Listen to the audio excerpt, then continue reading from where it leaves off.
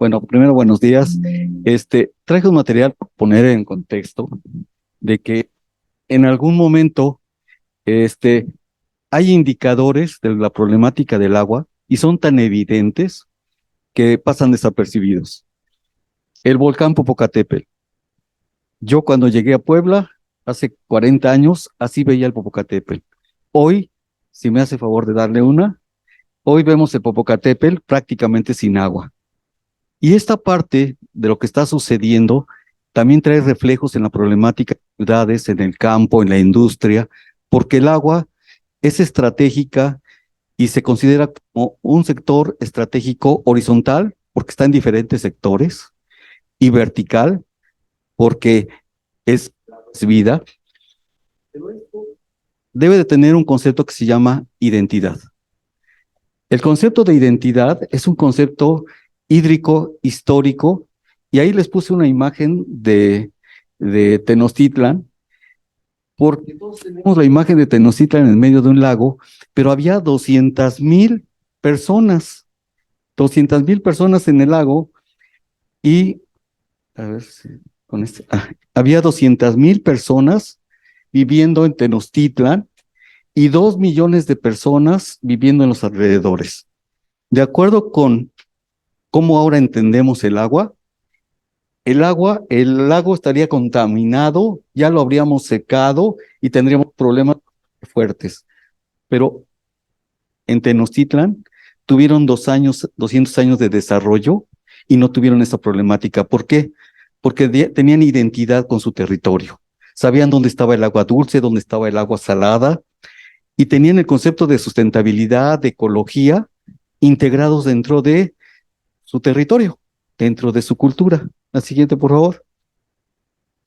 Este concepto que se llama anáhuac, alrededor del agua, lo podemos jalar perfectamente a Puebla, que está en medio de los volcanes La Malinche, los volcanes Iztaccíhuatl y Popocatépetl, y este es nuestro anáhuac, en el centro del agua, junto al agua. Es el anáhuac poblano, y así le tenemos que hablar, anáhuac poblano. Anáhuac significa cerca o junto al agua. Bien, ¿cuáles serían entonces nuestras características hidráulicas? La siguiente, por favor. Vean ustedes, si ponemos los ríos, que son las líneas, y ponemos la presa de Valsequillo, va a quedar definido un área que, que llega a la presa. Y en esta área está definido todos los comportamientos hidráulicos. Está definido el que vive dentro del territorio.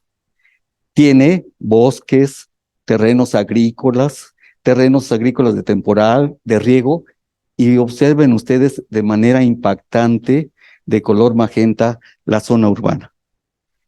Nuestro territorio prácticamente está cubierto en más del 30% de zona urbana.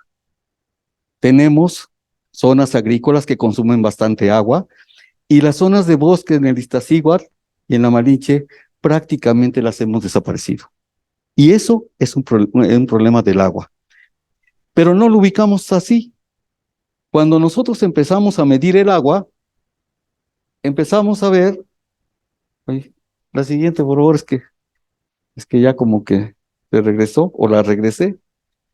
Vean los ríos, vean la presa, y cuando empezamos a ver los problemas de la presa, empezamos a ver un problema de disponibilidad del agua en las ciudades, de pérdidas de agua en las zonas agrícolas, y que casi ya no tenemos captura del agua en las partes verdes y no hacemos nada. No tenemos identidad de nuestro territorio. La siguiente, por favor. ¿Cómo tenemos entonces que ver? Cuenca. Los ingenieros vemos cuencas. Eso es un concepto muy técnico. Pero cuando ligamos cuenca y territorio, ya estamos hablando de una enmarcación donde hay una problemática del agua. Y cuando hablamos de cuenca, territorio y pueblo, ya estamos hablando de hábitat, servicios, cultura, economía y todo lo que se refiere al agua.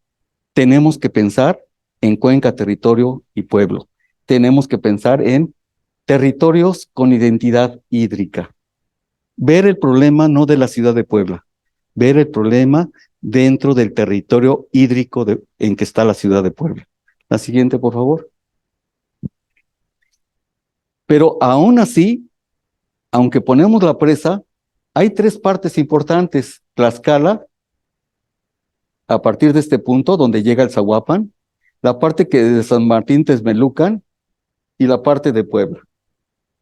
Y si ustedes ven que en la parte de Puebla, la zona metropolitana prácticamente está cubierta, va a haber poca disponibilidad del agua, y nosotros dependemos de San Martín Texmelucan, de la zona Ixtaccíhuatl-Popo, o traer agua de otra parte.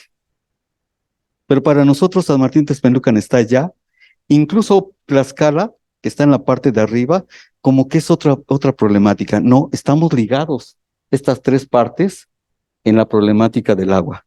El siguiente, por favor.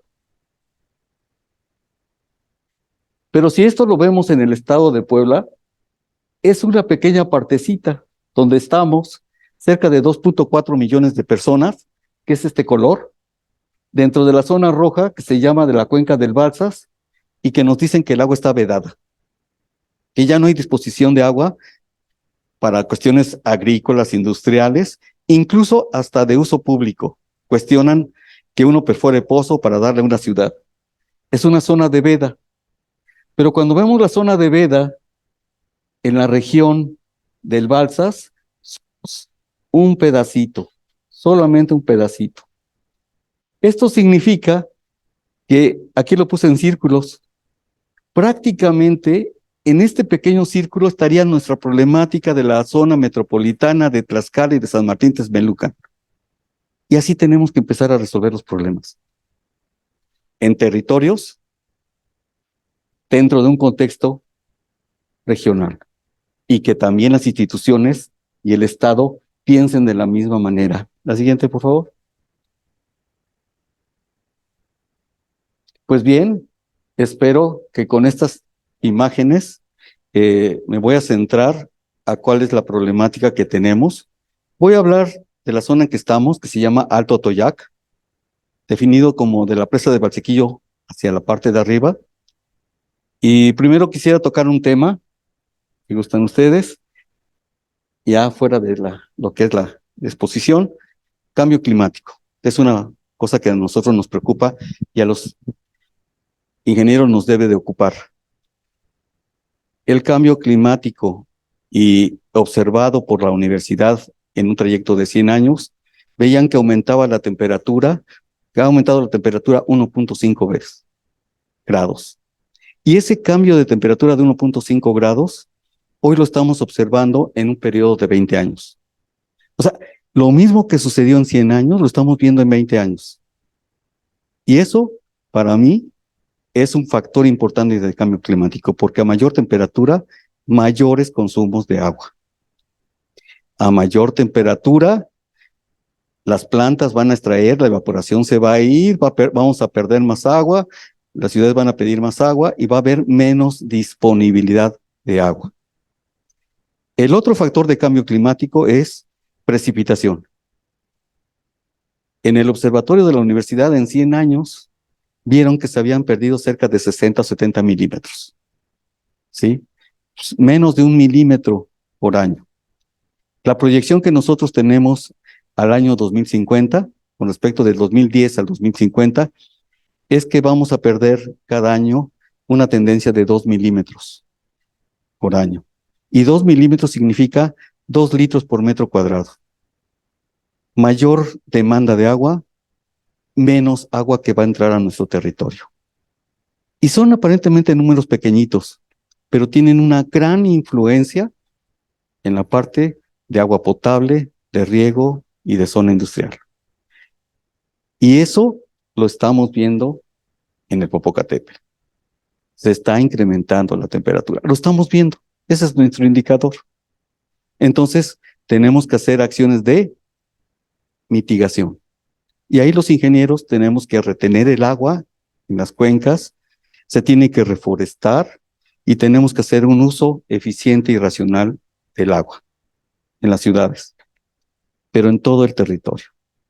Eso quisiera comentar, maestra. Muchas gracias, Inge. Bueno, la parte que yo les voy a comentar es la siguiente. El ingeniero hablaba hace un momento, voy a parar, voy a estar un poco más cómoda parada, perdón. Comentaba el ingeniero acerca del cambio climático, acerca del incremento de las temperaturas y acerca de la precipitación. De repente no tomamos en cuenta cómo es que se encuentran distribuidos los recursos en nuestro estado, porque digo, al final del día viene mucho en función a la zona, a la topografía, al tipo de vegetación que tenemos en el espacio, al tipo de suelo que tenemos y que regularmente no le tomamos o no le prestamos atención. ¿Alguna vez se han preguntado cómo nos impacta una precipitación, por ejemplo, en Canoa o en la Resurrección o en Tlaxcala? Habrá quien diga, bueno, pero es que nosotros estamos en el municipio de Puebla, ¿cómo nos puede afectar? Pues nos afecta de manera considerable. ¿Por qué razón? Todo lo que sucede en la Malinci, cuando existe esta precipitación, el escurrimiento se ve reflejado en el municipio de Puebla. Si ustedes lo observan, que yo creo que sí lo han hecho, estamos rodeados de barrancas. Nosotros nos encontramos en un valle. Y cuando se presentan estas precipitaciones extraordinarias, se han llegado a observar ciertos puntos específicos de inundación que generan vulnerabilidad en la población. Desafortunadamente, en su momento ha costado vidas, regularmente son cuestiones económicas, sociales, de salud, ¿no? Entonces, ¿cuál es el trabajo que uno está llevando a cabo desde la Facultad de Ingeniería con los jóvenes? Primero, generar la parte de la conciencia del impacto de la necesidad del agua. O sea, es un hecho. Pueden ver ustedes personas que hacen a lo mejor huelga de hambre, pero ¿cuántas personas dicen voy a hacer huelga pero no voy a tomar agua? No lo pueden hacer, ¿por qué? Porque realmente lo necesitamos.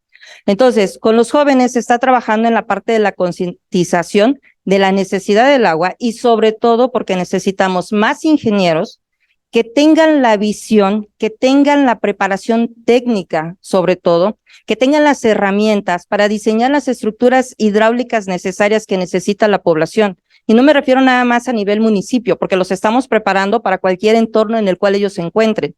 Tan es así que el día de hoy nosotros tenemos alumnos que se encuentran haciendo prácticas profesionales o servicio profesional en el Tren Maya, o que se encuentran en el estado de Quintana Roo. O sea, es algo que no es exclusivo solamente de nuestro municipio. Entonces, ¿qué se busca? Que tengan esta capacitación, que estén preparados y que estén conscientes. Ahora, otra parte que yo he trabajado mucho, sobre todo con mis alumnas, es la parte del papel de la mujer dentro de la gestión del agua. Y esto tiene mucho que ver con la equidad de género, tiene mucho que ver con el crecimiento, el desarrollo de cada mujer, el acceso a una educación y a una formación, pero sobre todo que la mujer se encuentre dentro de los espacios o las esferas de la toma de decisión. Si ustedes observan su entorno, varias de las juntas auxiliares que actualmente, conforman nuestro municipio, carecen del vital líquido. ¿Por qué me voy a las juntas auxiliares? Porque es donde tenemos uno de los mayores índices de marginación y donde el papel de la mujer, desafortunadamente, en muchos casos se traduce a la casa.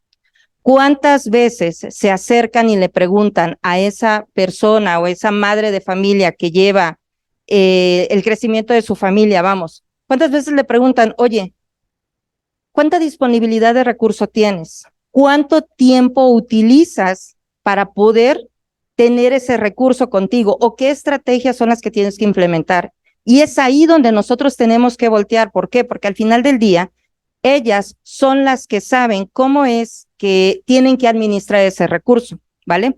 Entonces, de hecho, eso está definido a nivel internacional en diferentes estrategias del papel fundamental de la mujer en la gestión integrada de los recursos hídricos. ¿Por qué? Porque esto vulnera directamente no solamente su desarrollo profesional o su acceso a la educación, sino que muchas veces los niños y las niñas son los que se quedan en casa y son los que tienen que ayudar a la mamá. ¿Y qué pasa? Ya no continúan con su proceso de educación o de formación y al final del día los va a vulnerar en un futuro. Entonces, ¿qué es lo que buscamos? Concientizar, no solamente desde el punto de vista social, sino también principalmente desde el punto de vista técnico. No solamente a los jóvenes varones, sino obviamente invitar a que más mujeres se sumen, ¿sí? ¿Para qué? Para garantizar obviamente esta distribución o este desarrollo y crecimiento para todos. Eso sería todo lo que quería comentar. Muchas gracias.